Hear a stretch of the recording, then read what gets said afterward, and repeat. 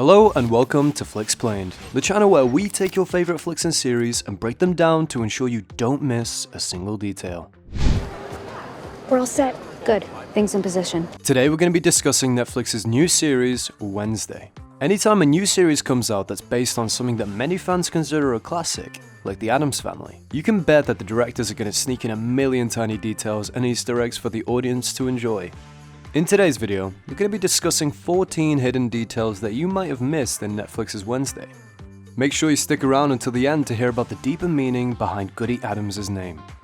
Fester's light bulb trick. First up, let's talk about one of my favourite cameos in the series, Uncle Fester. Fred Armisen's portrayal of the character did not disappoint in the slightest.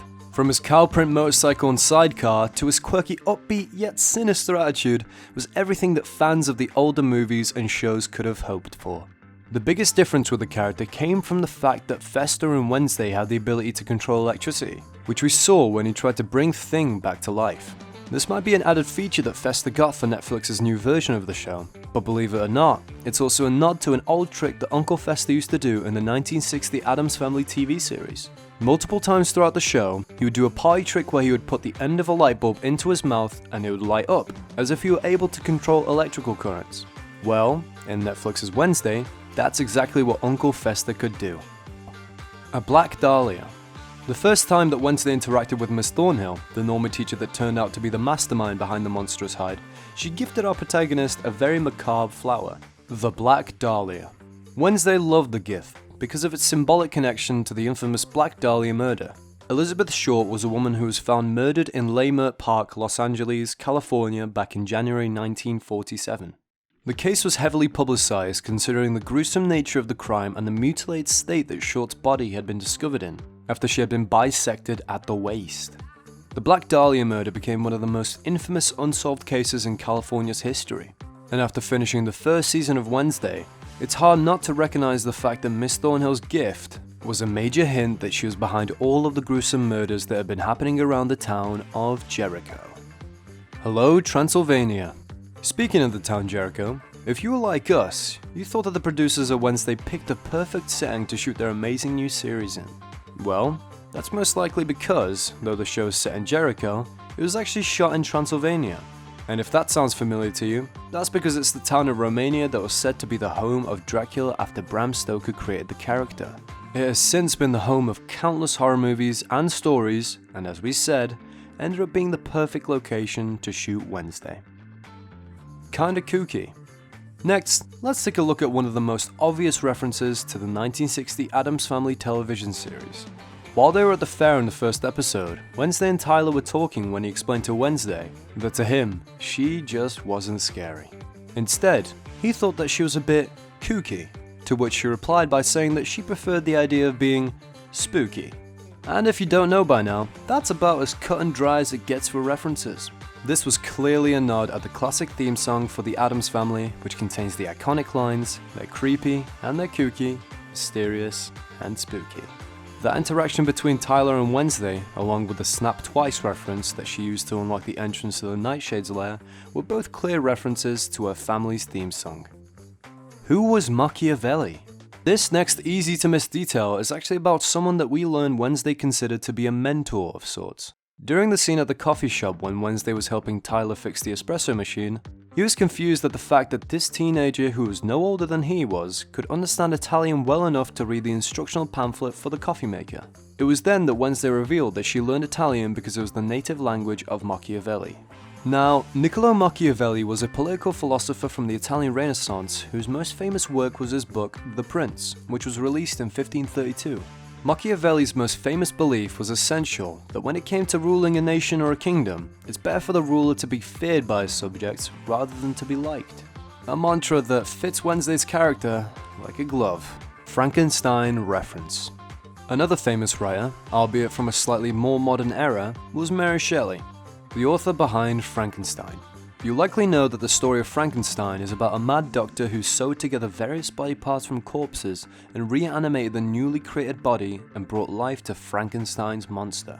Well, Miss Thornhill must have been a huge fan of the story. because her entire plan was centered around stealing body parts and combining them to create a body for Crackstone's soul to control once she freed him. Wednesday represented Nero as the statue burned. Next up, let's take a look at the scene that we saw Wednesday playing the cello, as the statue of Crackstone burned in the center of town. It's believed that during this scene, Wednesday Addams was supposed to represent Nero, an ancient Roman emperor. Nero was known to be a cruel ruler, who was famous for taking anyone who would stand against him and setting them on fire. One of the most famous rumors surrounding Nero was the idea that he played music in his palace's garden as the rest of Rome burned around him.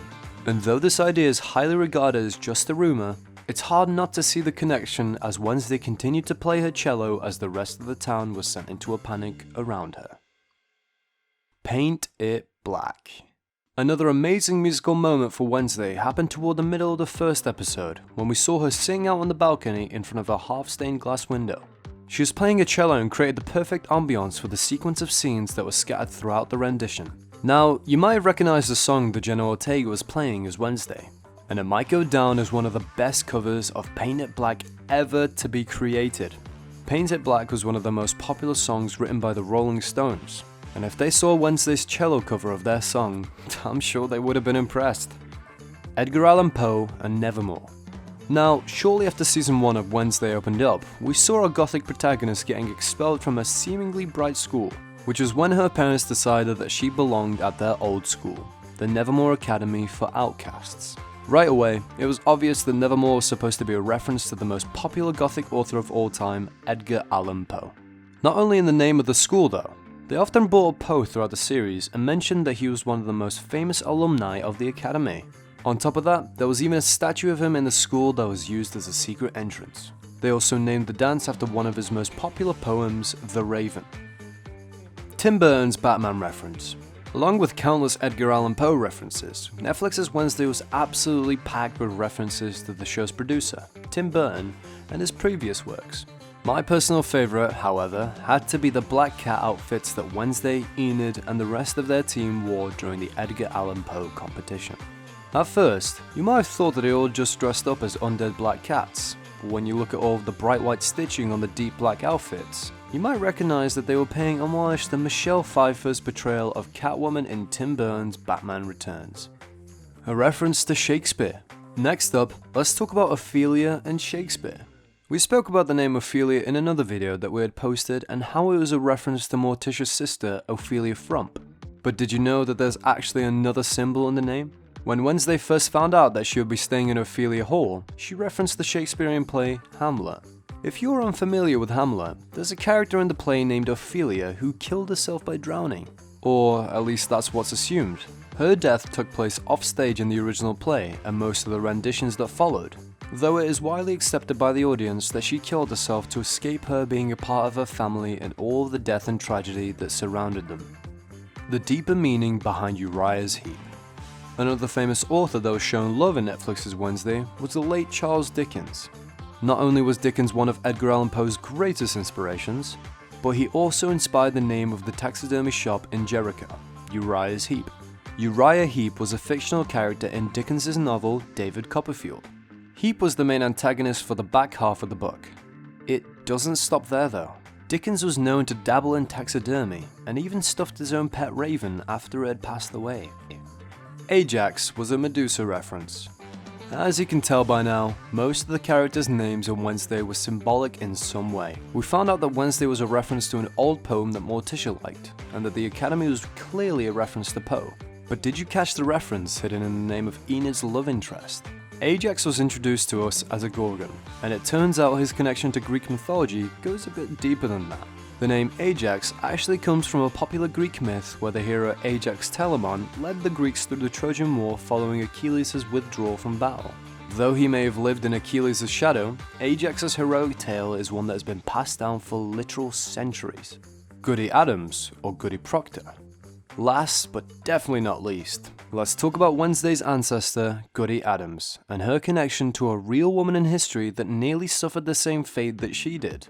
Elizabeth Proctor, also referenced to as Goody Proctor, was involved in the Salem witch trials. She was one of the hundreds of people accused of witchcraft in Massachusetts between 1692 and 1693. Elizabeth ended up being in prison for nearly a year before she was finally released alongside 153 other prisoners, after being set free by the order of the governor of Massachusetts at the time. But by that point, Elizabeth had already been convicted of being a witch, and in the eyes of the law, she was essentially a dead person.